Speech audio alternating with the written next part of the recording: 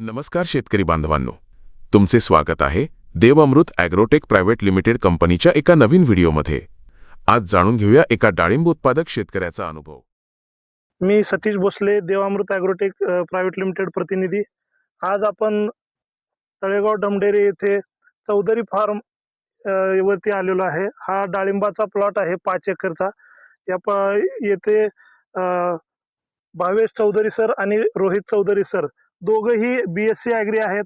ते BSc agree करून आज शेती क्षेत्रामध्ये त्यांनी एक क्रांती केलेली आहे. त्याचा अनुभव आणि त्यासोबत देवामृतच्या उत्पादनाची जोड कशी आलेली आहे ते त्यांच्या अनुभवातून आपण त्यांच्याकडून जाणून घेऊ. वापरली 04847, त्याचा तुम्हाला काय फायदा जाणवला?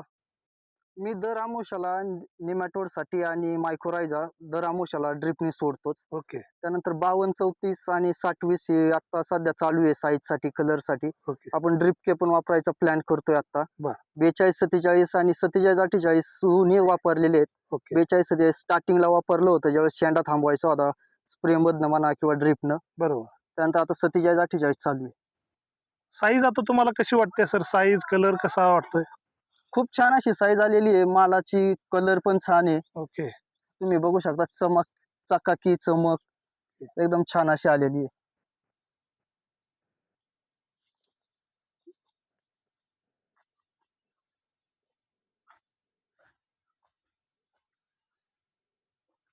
हार्वेस्टिंग अगोदर सर आपण आता नेमकं अजून किती हे घेणार आहेत याच्यात? ॲप्लिकेशन स्प्रे असतील किंवा ड्रेंचिंग असतील आणि काय घेणार आहे?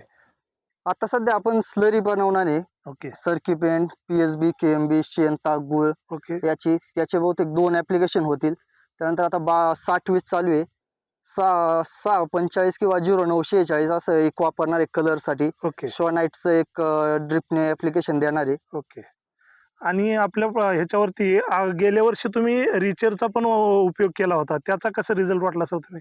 रिचर पण खूप छान असं आहे. कलरसाठी चांगलं रिझल्ट येतात त्याचे. साईजला या वर्षी पण वापरणार आहे. साईज आणि कलर, चमक, चकाकी एक वाढते. त्यामुळे मार्केटला $2 जास्तच भेटतात. सलग आता तुम्ही सर खालच्या प्लॉटला 3 वर्ष झाला देवामृतचे उत्पादन वापरताय. तुमचा देवामृतच्या उत्पादनाबद्दल 3 वर्षाचा अनुभव काय? खूप छान असे रिझल्ट वाटले सगळ्याचेच. जास्त करून ऑर्गॅनिक जे बायोलॉजिकल आहेत ओके त्यांचे प्रिव्हेंटिव्ह म्हणून जर वापर केला तर जास्त दिवस लॉंग टर्म रिझल्ट राहतात. त्यानंतर पावसाळ्याच्या काळात आपले सुडो म्हणा, बॅसिलस म्हणा याचे पण खूप छान असे रिझल्ट येतात. बरोबर. पाऊस असताना स्प्रे केला तर डागाचं जे आपण म्हणतो कुजवा किंवा काळे डाग जे येतात ओके ते पूर्ण कंट्रोल मध्ये राहतात. ओके. म्हणजे त्याचा तुम्हाला एकदम छान रिझल्ट आलेला आहे रिझल्ट वाटतं. प्रिव्हेंटिव्ह आपल्यामुळे. आणि खर्चामध्ये वगैरे कशी बचत काय सर? आणि ह्याच्या स्प्रेच्या गॅपमध्ये तुम्हाला कसं हे जाणवलं? किती दिवसाचा गॅप ठेवताय तुम्ही स्प्रेमध्ये? आता ते वातावरणावर डिपेंड राहतं, पण ज्यावेळेस बायोलॉजिकलचा स्प्रे करतो 8 ते 10 दिवस फवारणी नाही केली तरी चालते. कारण ओके. ते झाडावरती त्याचे जीवाणू जिवंत राहतात, ते बरोबर. स्प्रेडिंग करतात, ते त्यांचं काम चालू राहतं. बरोबर. त्याबद्दल आपण केमिकल जर वापरलं तर केमिकल पाऊस आला की ते धुवून जातं. सर्वसाधारणपणे सर आता तुम्हाला या वर्षीचा एकूण खर्च एकरी आणि त्याचं उत्पादनाचा तुम्हाला दिसतोय आता, तर त्याच्यामध्ये काय बदल वाटतो? ह्या वर्षी खर्च त्या मानाने कमी झालाय. आपण पावसाच्या आधी माल धरला, यावेळेस सेटिंग लवकर झालं बरोबर त्यामुळे, आणि उत्पन्न ह्या वर्षी बाजार आहे देवाच्या कृपेने चांगले. बरोबर. त्यामुळे ह्या वर्षी उत्पन्न चांगलं होईल असं अपेक्षा आहे. ओके. पुढील तुम्हाला सीझनसाठी देवामृत परिवारातर्फे खूप खूप शुभेच्छा सर.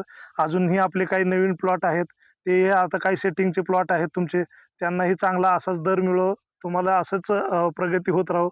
धन्यवाद सर. धन्यवाद.